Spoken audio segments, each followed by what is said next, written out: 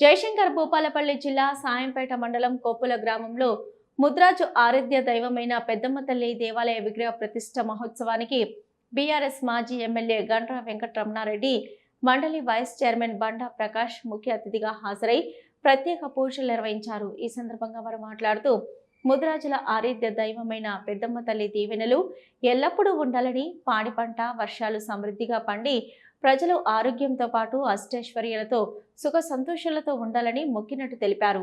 మరి ప్రతిష్ఠించుకోవడం దానికి మా బండా ప్రకాష్ గారు, మరి కౌన్సిల్ డిప్యూటీ చైర్మన్ గారు కూడా రావడం మా అందరికి చాలా సంతోషం. ఇంతకుముందు పెద్దలు చెప్పినట్టుగా ఇది సామాజిక కోణం నుంచి ఆలోచన చేస్తే ఆనాటి ముఖ్యమంత్రికి మేము ఆ రోజు డాక్టర్ బండా ప్రకాష్ గారు, నేను ఆ రోజు జిల్లా కాంగ్రెస్ ప్రెసిడెంట్గా శాసన మండలి సభ్యులుగా ఉన్నప్పుడు దీన్ని కొంచెం ప్రత్యేక కోణంతో ఆలోచించమన్నప్పుడు వరంగల్ బై ఎలక్షన్ జరుగుతున్న సందర్భంలో వారు హామీ ఇవ్వడం, పోయిన తర్వాత జీవో ఇవ్వడం ఇవన్నీ కూడా జరిగినాయి. దురదృష్టం కొద్దీ దాన్ని కోర్టులో ఛాలెంజ్ చేయడం వల్ల జాప్యం జరుగుతూ వచ్చింది. కాబట్టి ఇప్పుడు ప్రభుత్వం అధికారంలో లేనప్పుడు చాలా మాటలు చెప్పారు.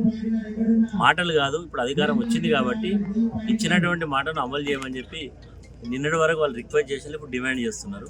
డిమాండ్తో ఆగే విధంగా చేయాలి, ఉద్యమాల వైపు తీసుకుపోకూడదని ఈ ప్రభుత్వాన్ని కోరుతూ, న్యాయమైన డిమాండ్ కాబట్టి తప్పక పరిష్కారం చేయమని కోరుతున్నాం. అదే సందర్భంలో సలివాగు ప్రాజెక్టు మరి ఇప్పటికీ ఈ ప్రాంతంలో ఉండేటువంటి ముదిరాజు సోదరులందరికీ ఇటు రైతులకు నీళ్లు, అటు తాగునీరు, ఇటు చేపల ఉత్పత్తి సమానంగా జరిగేది. కానీ ఈ మధ్యకాలంలో కొంత చేప పిల్లలు పోయడంలో జాప్యం జరగడం వల్ల, పోయకపోవడం వల్ల వాళ్ళు ఆశించిన స్థాయిలో చేపల ఉత్పత్తి జరుగుతలేదు. కాబట్టి ప్రభుత్వం తక్షణమే వచ్చే ఎప్పుడైతే వర్షాలు పడతాయో పడ్డ 1 month లోపట్టే చేపలు పోయాలి. కానీ ఎప్పుడో నవంబర్లోనో ఎప్పుడో పోస్తే పెరగదు. కాబట్టి ఈ సంవత్సరాన క్యాలెండర్ తయారు చేసుకొని ప్రభుత్వం ఒక దాని దిశలో ఆలోచన చేయాలని ఈ సందర్భంగా డిమాండ్ చేస్తున్నాం. ఇది 2 రకాలుగా వాళ్ళకేమో ఒక రకంగా ఆదాయ వనరులు అయితే, ప్రజలకు కూడా భారతదేశ ప్రపంచంలోనే ఇంత మంచి ఫుడ్ ఎక్కడ దొరకదు. డాక్టర్స్ ఎక్కడికి పోయినా మటన్ తినద్దు, చికెన్ తినద్దు, అది తినద్దు, చేప తినద్దని ఎవరు చెప్పరు.